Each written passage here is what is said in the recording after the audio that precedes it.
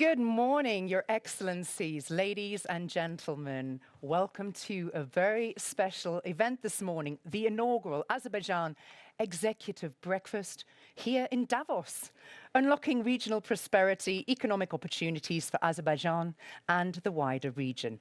And today we welcome you, government officials, business leaders and investors to explore Azerbaijan's growing role as a regional hub for connectivity, energy, and of course, economic development. Now, this session will look to explore that regional connectivity, strategic investment priorities, and Azerbaijan's vision for sustainable growth. It's my great pleasure, first off, to welcome to the stage our chairman of Euronews, Mr. Pedro Vargas David, with his opening address. Welcome, Pedro. Good morning. Well, first, let me tell you that Euronews is very proud to host the first Azerbaijani executive breakfast here in Davos. Azerbaijan is changing at a very rapid pace, and I think the association between Euronews and Azerbaijan to host and have such a distinguished number of guests around the room shows the interest, the willingness to discuss, to engage with Azerbaijan, and really to look at this country as one of the great stars for the future. But first, I need to start with a historical note. And having many Azerbaijani friends and Your Excellency, Mr. President, here, we do mark today the 36th anniversary of Black January, where more than 131 Azerbaijanis lost their lives at the hand of a Soviet invasion and occupation of Baku. And so it is, in the world that we live today, something that we need to go back to history and remember, and please accept our respect for this event, a tragic event. Now, in 2026, Azerbaijan is at peace. A sovereign country with territorial integrity in all of its territory, looking for development and the next steps. Your leadership, Mr. President, is a testament to how a leader can impact the future of a nation, how you can deliver peace. And I could even suggest that you and your colleague from Armenia should get a peace prize. I'm not going to go into the discussion on that, but for sure, I can tell you that I think you are getting the most important peace prize, which is the peace prize of your people. The recognition that a just and prosperity come, and recognition of that peace comes from the actions that you have taken. And that is probably worth than any gold medal or any other prize from any prestigious organization. I was, of course, talking about FIFA. You preside, Mr. President, to a proud country, a country that is confident on its future, and you can feel that Azerbaijan is confident on its place in the world. And as a foreign investor, because beyond Euronews, we are happy to invest in Azerbaijan through our private equity, let me point you three areas which I believe are the key of the success of Azerbaijan's current positioning. The first is your diplomatic and your international diplomacy. You are a bridge in a very difficult geography. I come from Portugal. For us, it's very easy. We have our brothers from Spain. Although, let me tell you, they were not always our brothers. We fought them for 5 centuries.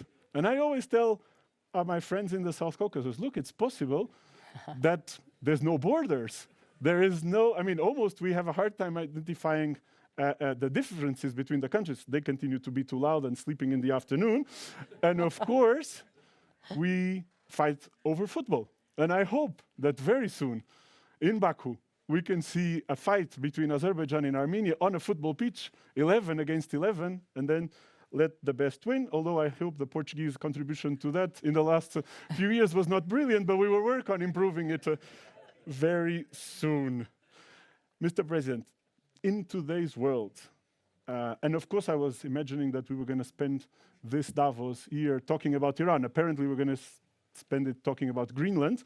But for sure, when your neighbors are Russia, when your neighbors are Iran, when your neighbors are countries who have historically had territorial ambitions, it's not easy to survive. And you need a combination of strength and diplomacy, and that is what I think you have achieved.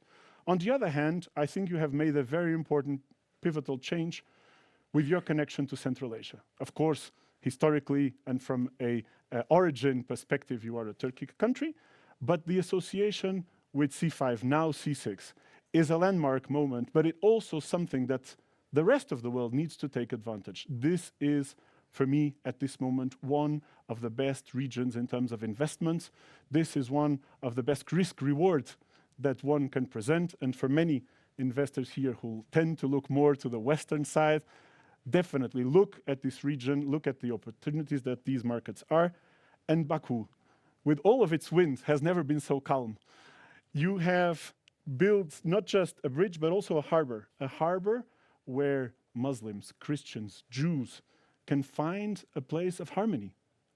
And that, who should be the normality everywhere, is unfortunately, in today's world, something unique. A secular country that also brings together the Caspian and the Black Sea. And when you talk about the strategic dimension, especially here for Europe, these two seas are going to be very relevant for our future. Second, you are a reliable economic partner. Through your reforms and through the reforms that continue to be implemented in the country, Azerbaijan is now a country who is ready to receive foreign investment, who is open to that foreign investment. And I would just like to point three very important areas where I believe that opportunity comes. Looking at the middle class and at the local markets, there is really an opportunity in many sectors to bring innovation, to bring investment into that middle class and that growth. We see the margins going down, but the volume definitely compensating the decrease in margins. And so there is a great opportunity in that growth of the middle sector and the middle class in Azerbaijan. There is a young, educated population speaking English, getting much more educated in terms of IT. That is something that will definitely be an opportunity, whether it's in tech and other in IT sector. And finally, on infrastructure. Of course, with the trip and the reforms that you are putting in place, Azerbaijan will be the natural host for a lot of infrastructure investments, whether it's in the airports, whether it's in the ports, whether it's in fiber optics, whether it is on big data and data centers. By the way, I don't want to let some of my other investors go beyond faster than us, but definitely on data centers, with the cost of energy that Azerbaijan has, with its strategical position, there is a significant opportunity there. And finally, some numbers, because I'm an economist by training and we are in Davos, so we have to put out some numbers. You had 2.7% growth in the non-oil sector of your GDP last year. So, of course, we all know how the energy sector went last year, but Azerbaijan continues to preside and present significant growth in its other sectors. Its GDP per capita reaching 7,400. According to the latest numbers, probably these numbers are from last week.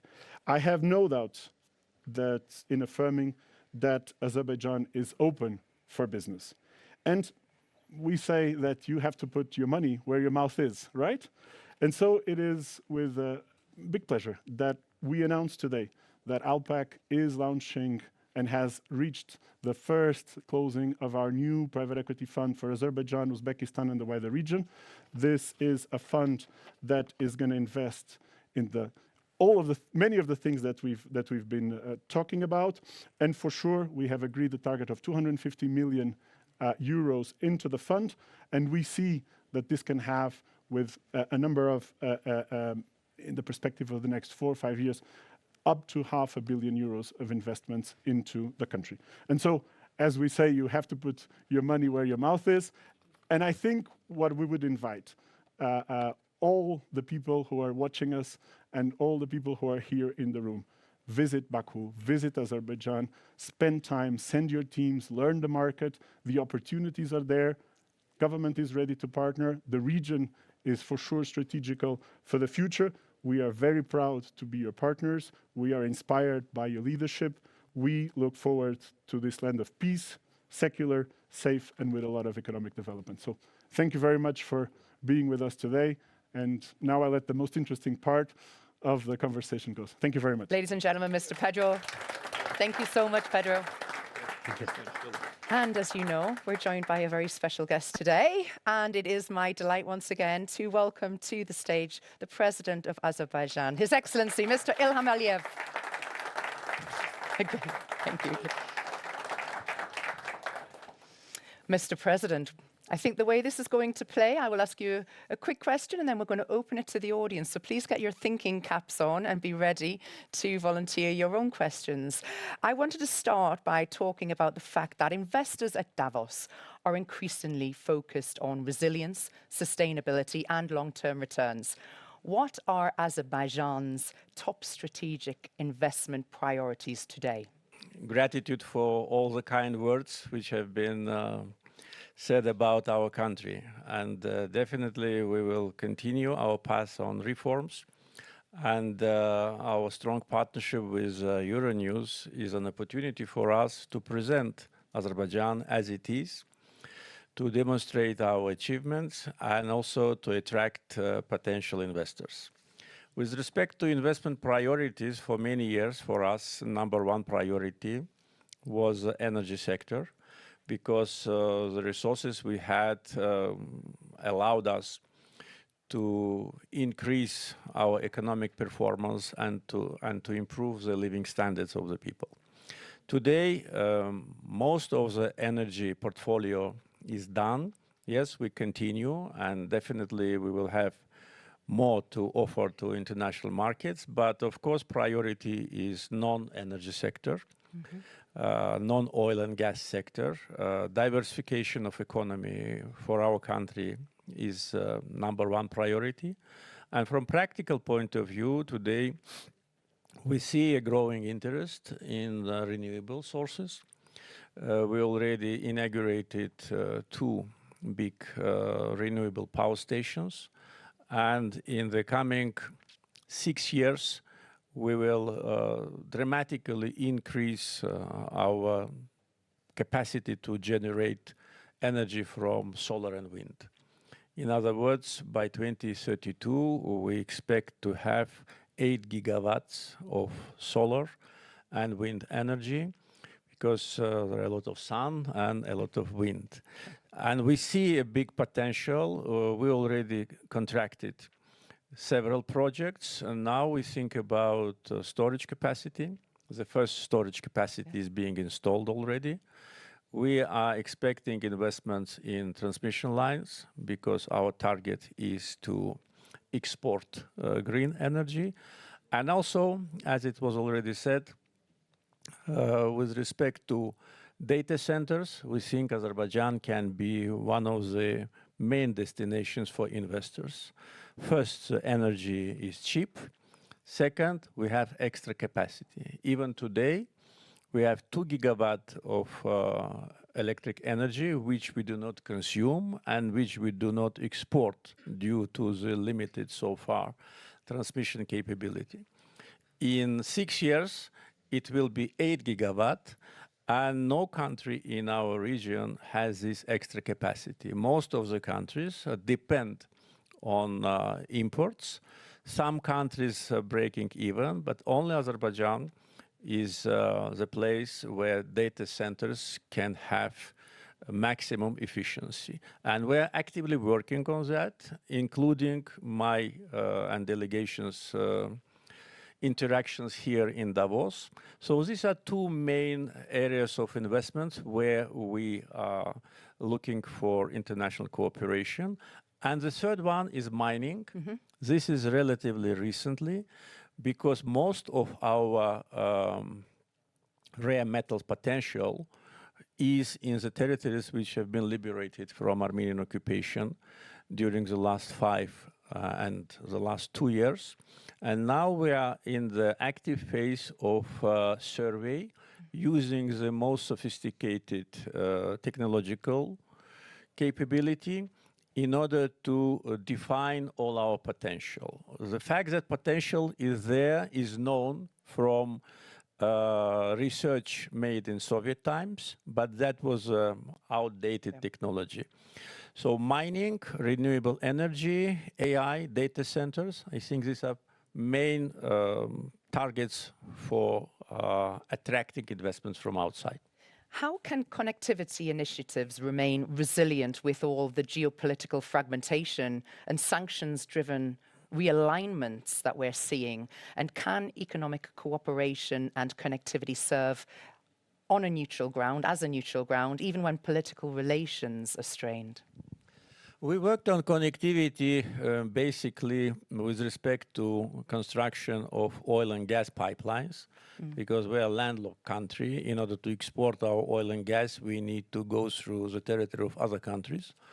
We managed to build probably one of the most challenging projects, gas pipeline stretching from Baku to Italian coast, the length of 3,500 kilometers, passing several countries en route. As you can imagine, it was not easy because we had to agree with all the governments on the host government agreements, on commercial terms, on tariffs, but that was done. Already 5 years, this pipeline is operational. Oil pipeline was built before. We inaugurated the major pipeline from Caspian to Mediterranean in 2006. So that was the first connectivity project. Then, built on those already relationship with the neighbors, we started to invest in transportation connectivity. Invested the construction of the railroad going from Azerbaijan to Georgia and Turkey, further down to Europe and to Mediterranean ports. And so that was partly covering the territory to the west of Azerbaijan. And now we think about project to the east of Azerbaijan. And as it was already mentioned here, we became a full member of Central Asian Consultative Council last year. It was a unanimous decision by the presidents of 5 Central Asian countries to transform C5 into C6. We consider it as a sign of respect to Azerbaijan, appreciation of our efforts, and also sign of wisdom, because today to avoid Azerbaijan means that you have to go through the areas which are under sanctions. 2 other options exist, but both goes to the north and to the south of Azerbaijan in the sanctioned area, which probably is not very comfortable for those who send cargoes and those who primarily receive cargoes.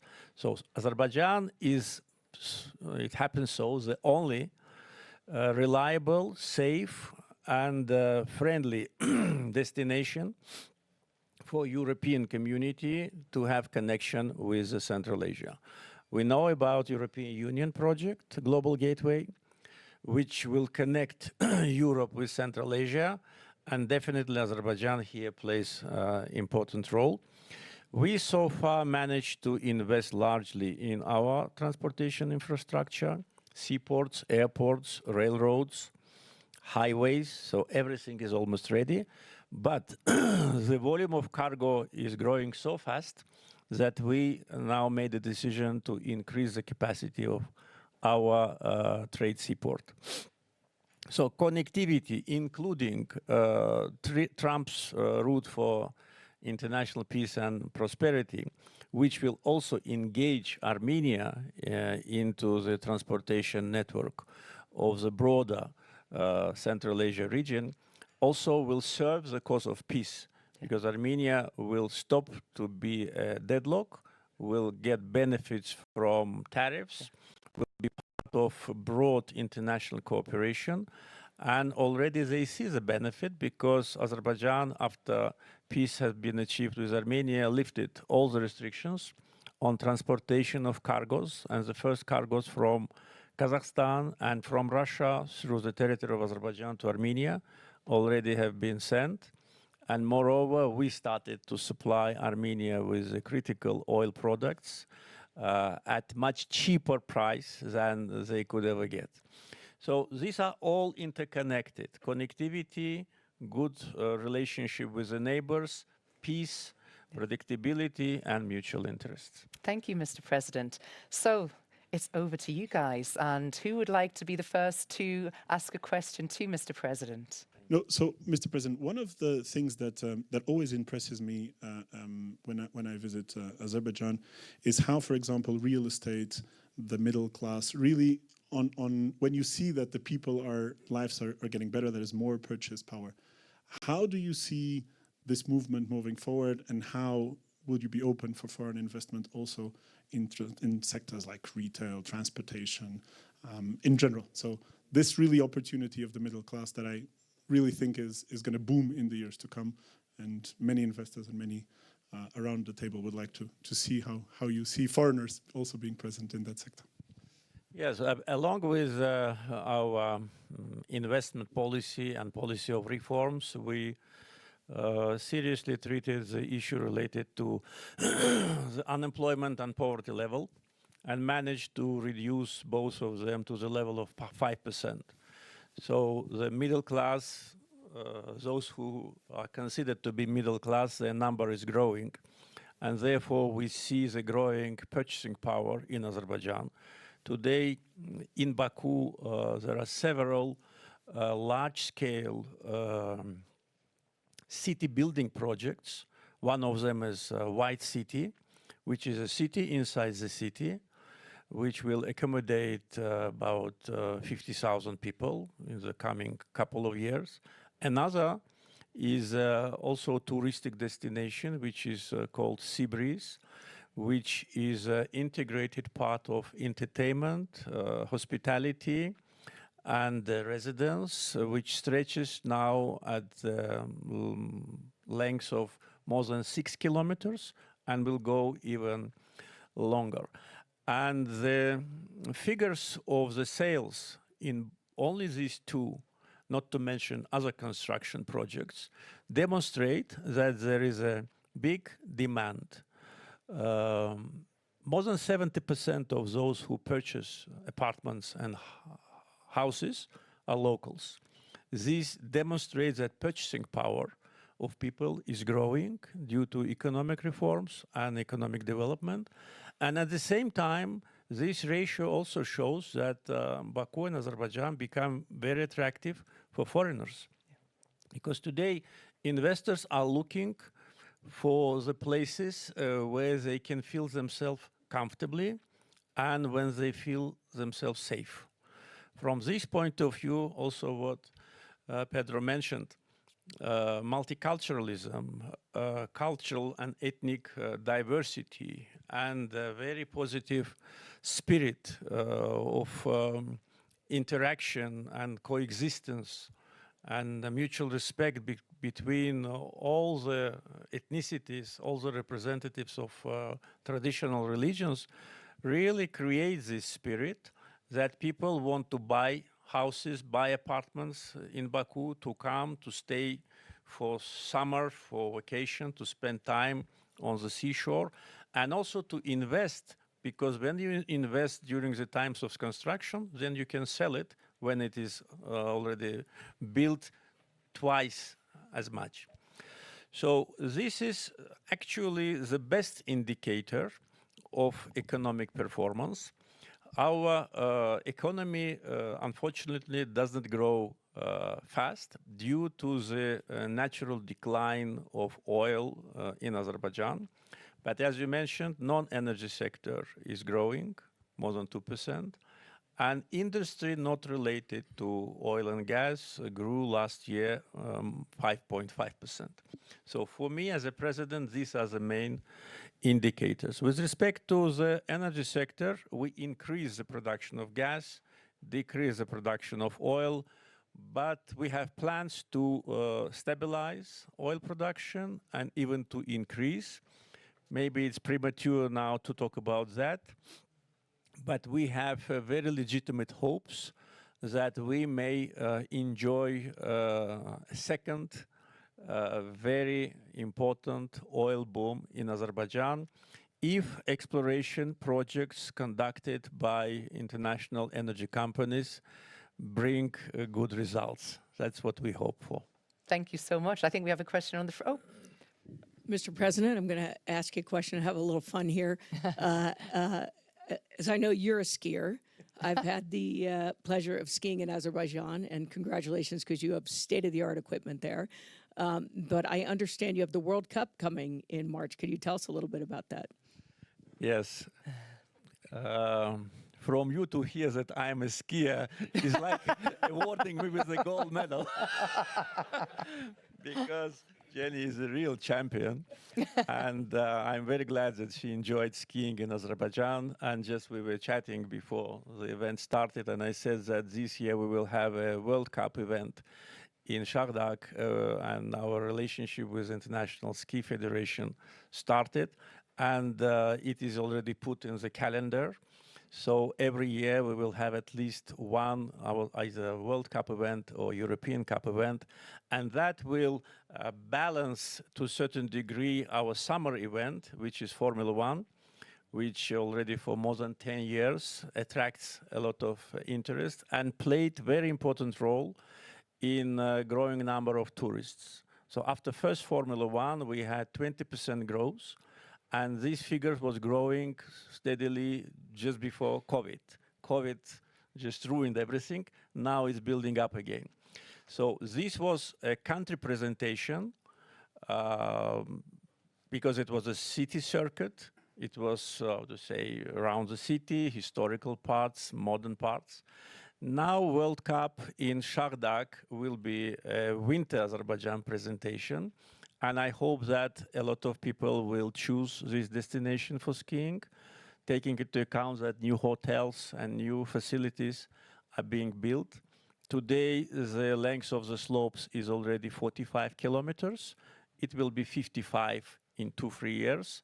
So it will be, of course, cannot be compared with Switzerland, but in our part of the world, it will be one of the biggest ski resort and one of the most convenient, because as we skiers know, the most complicated part is get on the bus, get to the station, get into the wagon, wait for 15 minutes to take you on the hill. In Shardak, you can ski down from the hotel. So you save 30 minutes minimum, and it makes you, how to say, more happy. So thank you very much for mentioning that. It gave me opportunity to bring this to the audience. And once again, welcome to Shardak again. Thank you. We, by the way, agreed to ski together. Gentleman in the front, hello. From H Advisors. Thank you, Jenny, for your question. You beat me to it on the plans for the future. But perhaps looking back, you were successfully able to host the Eurovision Song Contest, also successfully hosted COP29, and now you have these two flag sport events with skiing, Formula One. What lessons have you learnt from the events you've already hosted, and which other events do you aspire to host in the future? Well, the first lesson was, despite all the opposition to these events from different circles, you have to do what is right for the country. Whether it was Eurovision or COP, we faced with unjustified criticism, especially for COP, where we've been accused that we are oil-producing country, and how can oil-producing country host the COP? Though there have been countries before and after Azerbaijan, which produce much more oil than Azerbaijan. But the question was about us, and I said that it's not our fault to have oil. We should not be blamed for that. We must be judged by how we manage the oil wells, how it's fairly distributed in the society. So this was one of the lessons, because frankly speaking, during this 1 year of preparation for COP, I regretted many times that we entered this adventure. Because really, the criticism and actually the level of aggression in some media was so high that it almost demoralized you. But nevertheless, we were committed to have a good event, and it really was a good event from point of view of organization, and more important, from point of view of results. We achieved what was not possible to achieve for 10 years, agree on the functioning of the carbon market. Also, loss on damage fund was made functional.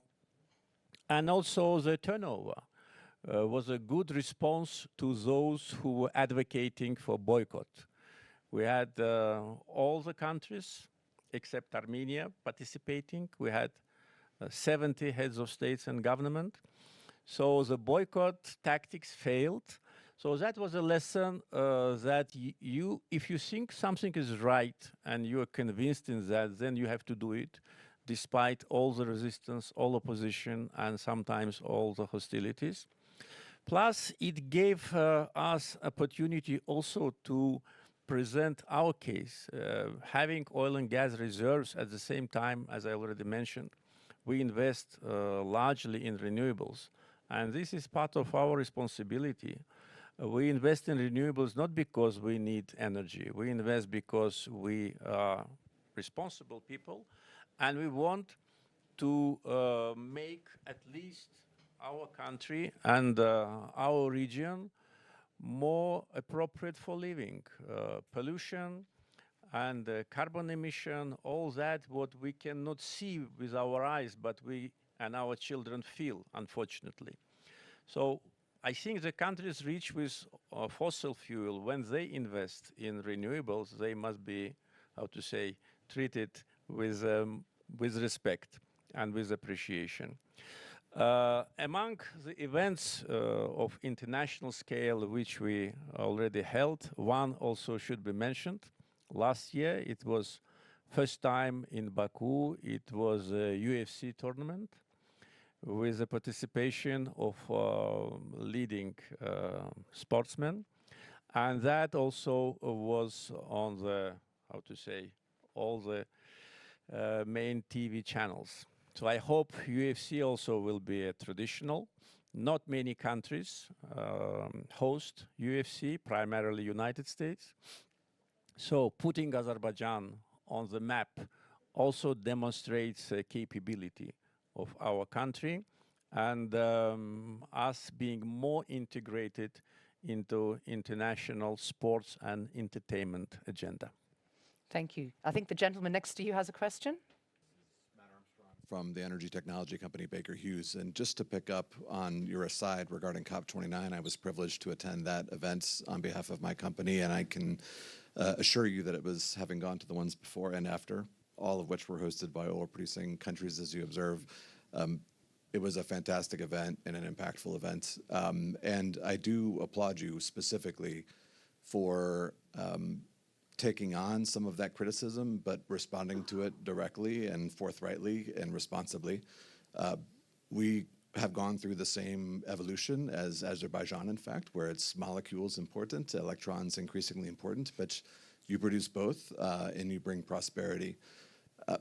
The interconnection with Europe has become increasingly important, and you are, despite criticisms from some around fossil fuels, doubling your supply of gas to Europe, and also expanding those corridors to transmission, transportation, everything. Do you see opening for direct U.S. investment, or I'm sorry, European investment, particularly around Caspian Sea development around oil and gas? Do you see your pragmatism being reflected in public markets, the formation of capital to increase? Because we share your optimism that there is more oil and gas to be produced, of course, by SOCAR and others. Do you see that investment coming in from Europe, or is there more work to be done there? Yeah, unfortunately, from Europe, we do not see substantial investments, neither in fossil fuel nor in renewables. In renewables, I can tell you that our main partners are companies from UAE, Saudi Arabia, and China, UK, and Azerbaijan. There's no European company which expressed their readiness to be investor. On fossil fuels, traditionally, it was American and British companies. After merger between BP and Amoco, it's British. But again, we have very few European companies, one from France and one from some other country. So we, frankly speaking, do not see a big interest from European companies to invest, though Europe, as I already said, is a main destination for our natural gas.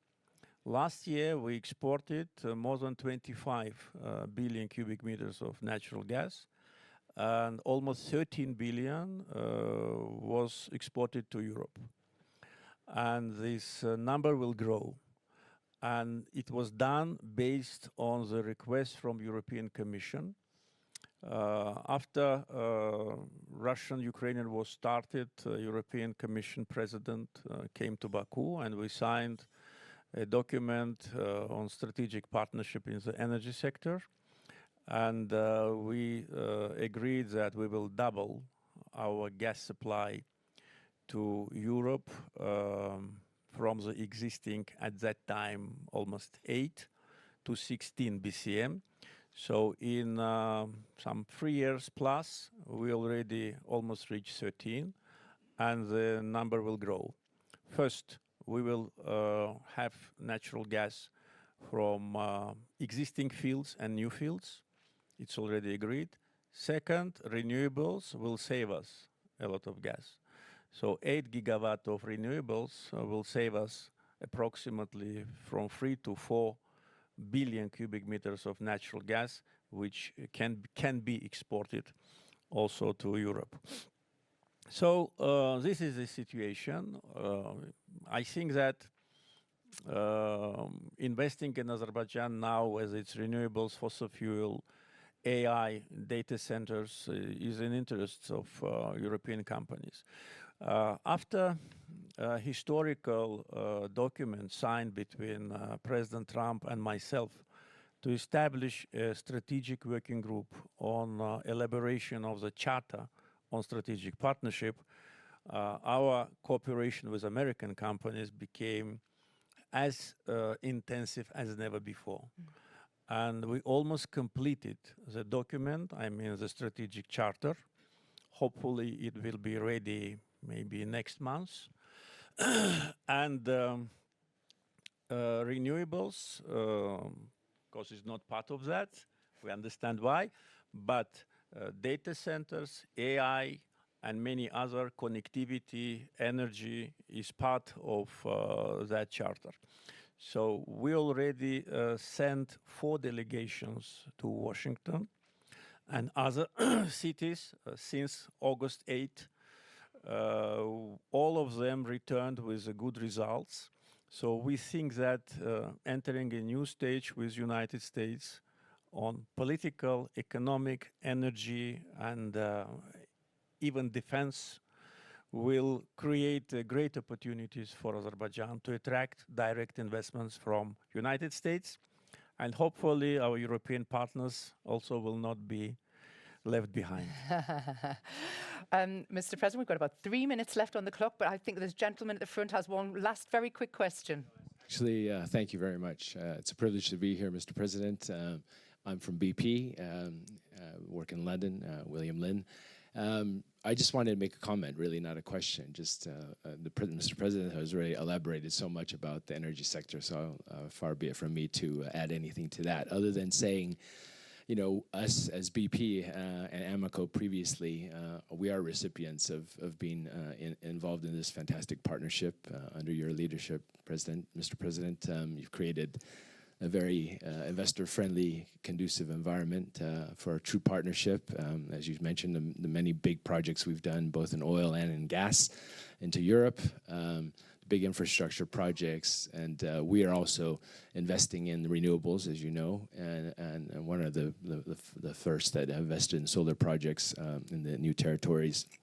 And we think there's more opportunities in that field, not only to help Azerbaijan and the environment, also to help BP itself decarbonize, because we have an obligation to do that as well. Just to add a point that hasn't been mentioned is 2 things. One is our partnership with Azerbaijan and SOCAR extends beyond just cooperating in Azerbaijan. We're looking at opportunities actually to partner with SOCAR outside of Azerbaijan and go international. And I think we're talking to Mr. Rafshan and Minister Jabarov about that, and I think that's quite successful.